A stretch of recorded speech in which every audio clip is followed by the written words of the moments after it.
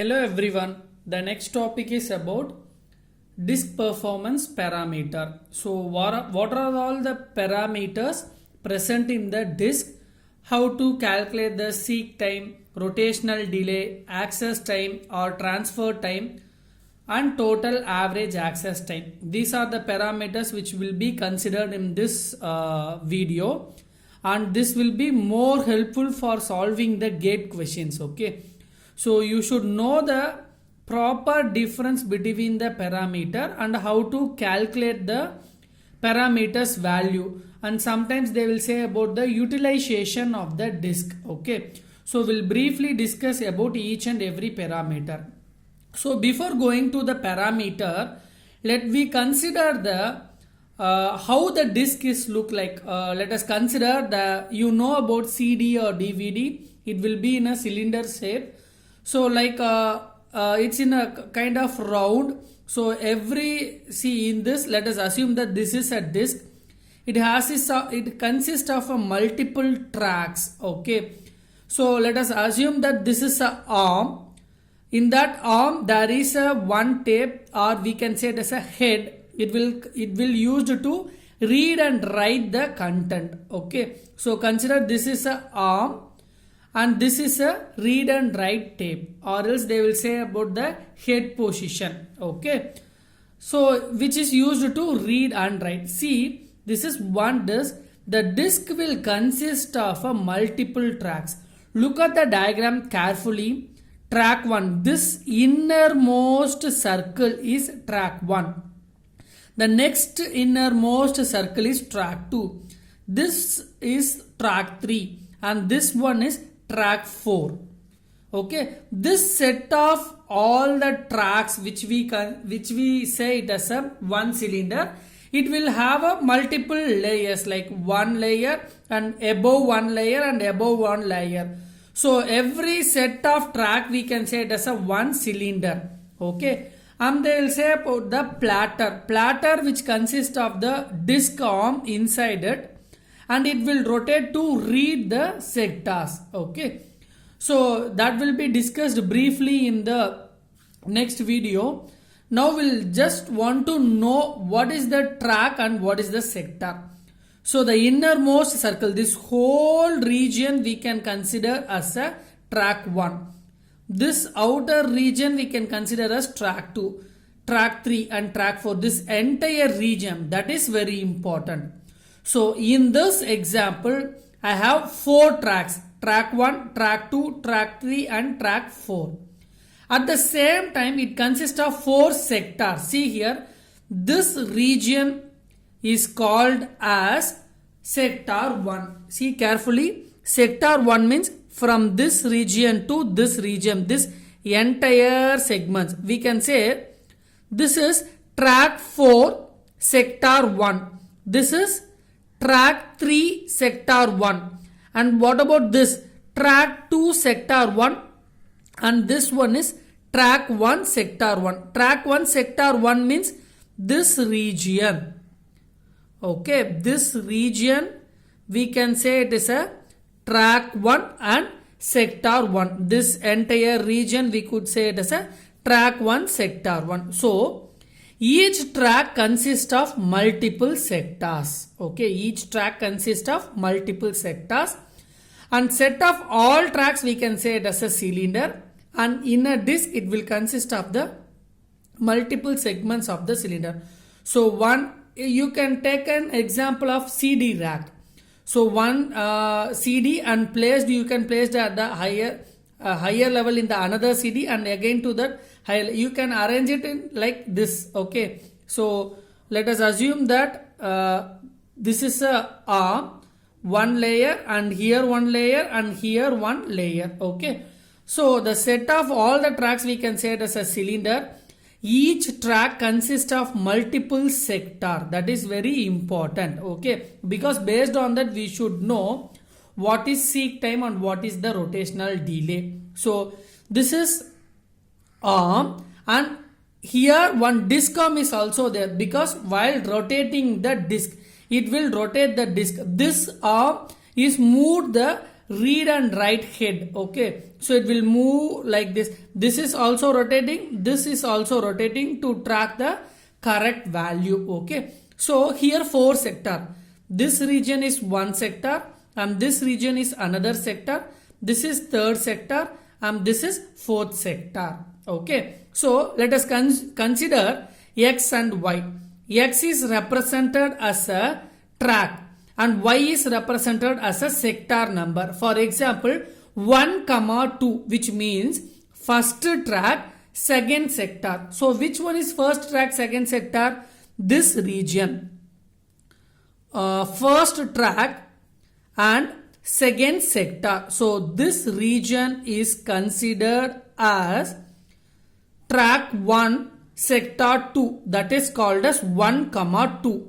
And we want to move track 2, sector 3. So it will move from track 1 to track 2 and as well as it will move the sector to sector 3. So which means this region is called as track 2, sector 3. Okay, track 2, sector 3. So this is, so in this example I have considered X is represented as a track number, Y is represented as a sector number. So this read and write, it's like a tape. It will, let us take this is an example. This will be placed over here.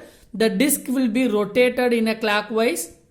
So the tape will be fixed onto the correct sector and read the value. Okay. Now we will discuss about what is seek time.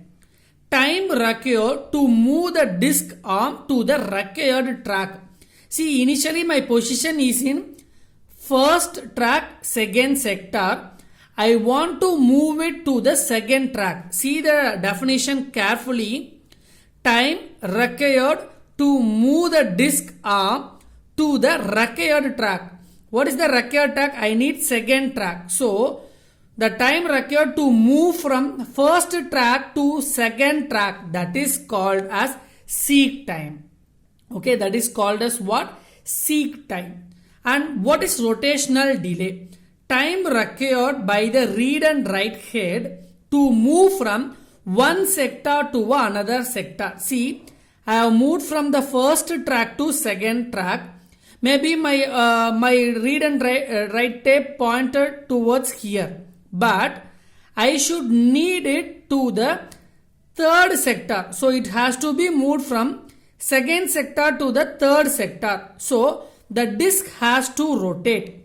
So the point is at almost at the end of the first sector. So it has to move from the first sector to second sector, and from this position, this rotational delay. So time required by the read and write head to move from one sector to another sector. Okay, so that is called as rotational delay. Suppose I have fixed my tape symbol at the second sector. Time required to move from second sector to the third sector. See, in order to understand, I have divided into a simple 4 sectors, but a CD consists of the multiple sector. So the time required by the read and write head to move from one sector to the another sector. So I have little confusion in that. Seek time, you are saying about time required to move the disc arm to the required track. Suppose if it is inside in the same cylinder or same layer, it has to move from one track to another track. That time is also be seek time. And as well as if you want to go to the cylinder 2, let us assume that one more layer is there. So this is cylinder 1 and that is cylinder 2. The time required from one cylinder to another cylinder as well as to the required track. Okay. So the seek time is the disc arm should move from, or we can say disc arm or read and write head to the required track is called as seek time, and rotational delay is a required sector. The only difference between seek time and rotational delay is this is a track, this is the sector. And access time. So sum of seek time plus rotational delay is called as access time. But one point you have to consider here, if any rotational delay, sometimes the rotational delay need not be happen. Why the rotational delay need not be happen? Like if it is in a, what is the seek time, track 1, but the next it will, the concept is seek time is it will move to track 2. See here, let us consider this example. Track 1 sector 2. The disk wants to move from track 2 sector 2. So there is no problem. Already the head is pointed in a track 1 sector 2. It has to move from track 2 sector 2. So it has to move here. So which means that sometimes seek time will be there and rotational delay is also be there. Sometimes seek time will not be there because the time taken to move to the, suppose if it is reside in the same first track but we want to move to the third sector, then rotational delay time gets varied. Okay, so that's why if any, sum of seek time, if any, and the rotational delay, very important. So this some of people will forget about this. Sir, what is if any?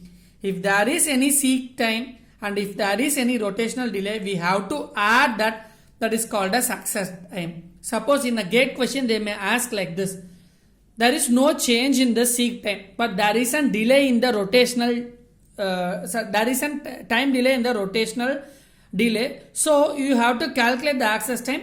So the seek time is as usual the constant. What is that? Rotational delay. That is the time taken move from one sector to another sector. That is called as the access time. Okay. So each and every word is important. Sum of seek time, comma, if any, and the rotational delay. Okay. So that is called as what? Access time. Okay. And next one is a transfer time. So the transfer time is what? How much time it takes to transfer a data. So that is called as transfer time. So there is a formula to calculate the transfer time also, or we can say that the transfer time basically it will be depends on the rotation speed of the disk. That's why the formula is given here: T equal to B by R capital N, where T is the transfer time, B is the number of bytes to be transferred, how many bytes we have to transfer, and capital N is the number of bytes already on the track. Okay, number of bytes on a track, that is very important. Number of bytes on a track, and R is the rotational speed. So rotational speed will usually measured in the terms of RPS, revolutions per second. Okay. So the transfer time equal to T equal to B divided by R into N. Okay. So the transfer time will depends on the rotational speed as well as number of bytes to be transferred. And total average access time. We have discussed about access time. Total average access time, which means it will keep on move from one track to one another track. Okay. For that we have so many algorithms are there. First in first out, disk scheduling algorithm, and shortest seek time. There are a lot of algorithms are there. So there it will calculate the average seek time. The average access time equal to TA, which is equal to TS plus 1 by 2 R plus B divided by R into N, where TS is the average seek time. If you are using any disk scheduling algorithm, let us suppose I am using the first in first out, we can calculate the average seek time. Okay. So based on the average seek time, so we have to substitute that average seek time plus 1 divided by 2 into R. R is the rotational speed of the disk, plus B divided by R into N, where B number of bytes and N is the number of bytes on a track. Okay.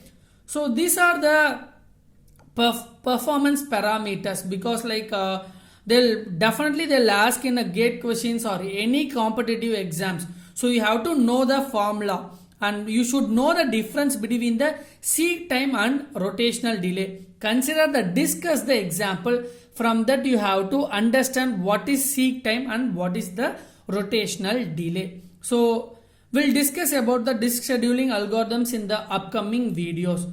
So you have to clearly study each and every point. Sometimes they might not be given if any. If there is a seek time difference and if there is a rotational delay, then we have to add it up.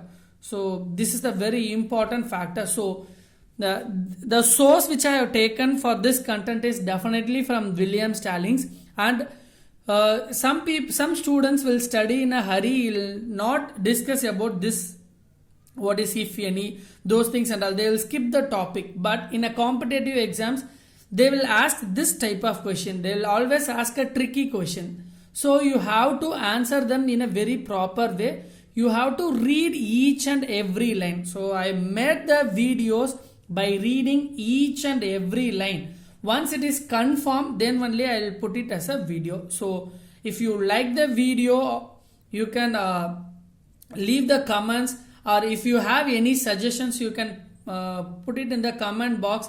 Definitely I will improve it. Or if you need video for some other topics, definitely I will put. Okay, and please subscribe the please click the subscribe button to get more videos. Okay, thank you all.